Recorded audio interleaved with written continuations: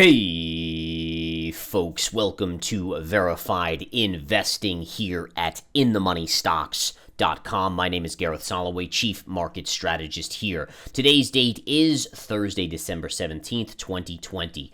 In this video today, I have a couple stocks to go over, but we're going to start with the SMH, the Semiconductor ETF. The reason this is catching my eye today is because its relative weakness to the other indices is worth noting.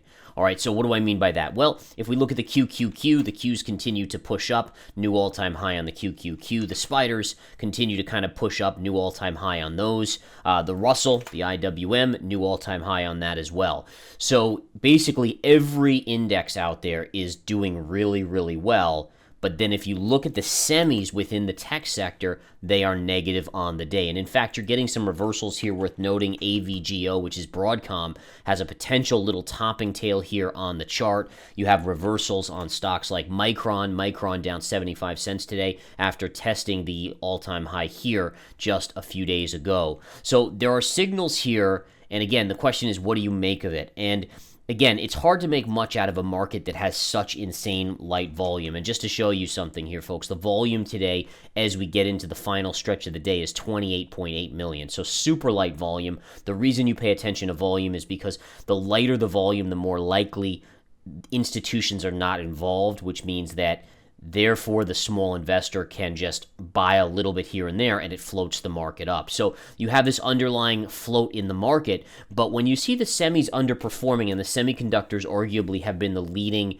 sector for the tech sector and maybe for the market, it does just raise a little bit of a minor red flag. I wouldn't call it a big red flag, but just something that we want to pay attention to on the coming, days or so going into next week. Now, remember, Tesla gets added to the S&P 500 tomorrow as of the close, and we'll start trading on the S&P on Monday.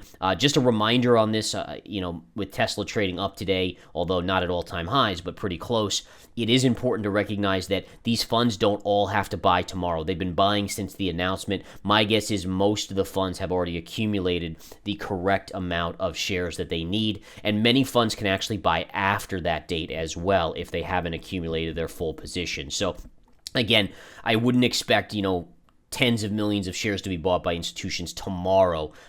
If they all did that together, the stock would be up over $100 tomorrow, and I don't think that's going to happen. Could it be up $20 tomorrow? Yes, absolutely. It could also be down 20, so we'll have to watch and see how it performs. Now, looking at a few other stocks out there, I think Stitch Fix is worth mentioning. The reason it's worth mentioning, folks, is because it initially surged out of the gate and is now coming back in. You may have a topping tail on this chart. In addition, I've been doing some studying of the RSIs lately, and it seems like in this market environment, when the RSI gets north of 85, stocks sell off with about a 90% certainty within 3 days. So just to put this in perspective, today, Stitch Fix got above 85 on the RSI. That indicates to me that over the next 3 days, it should start to put in a top and trade down. Maybe even today is putting in the top. We'll see if we get a topping tail, which is a technical signal on the chart, by day end. So let's keep an eye on that, folks. Very interesting on Stitch Fix. Another one to watch here that's above that 85 level is RDFN, Redfin. Now, Redfin's kind of a small Zillow type play. Let me bring up that chart, RDFN.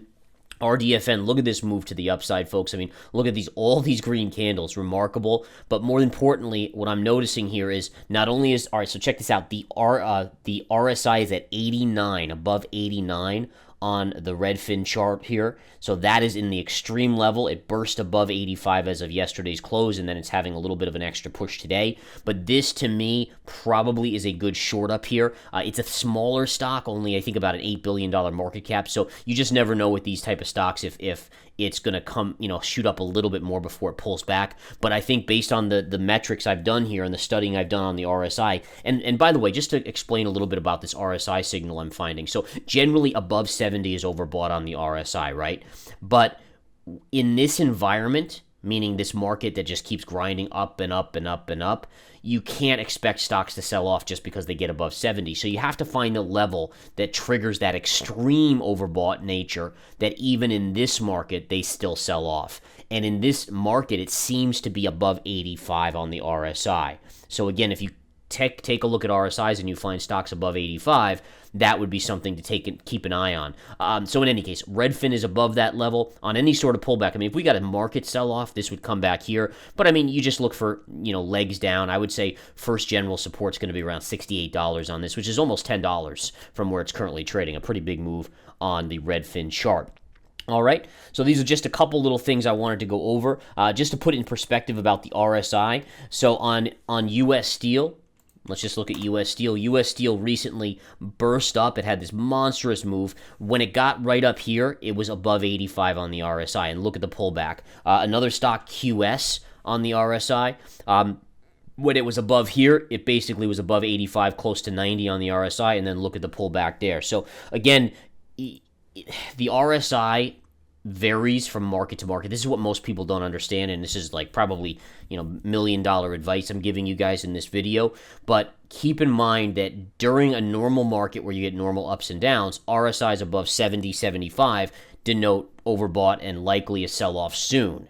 All right, in this market environment, because we're so bullish, the markets just kind of want to continue to grind up. You have to raise that RSI expectation, just like in a bearish market. So in a normal market, around 30 on the RSI or below 30, you'd expect it to be considered oversold.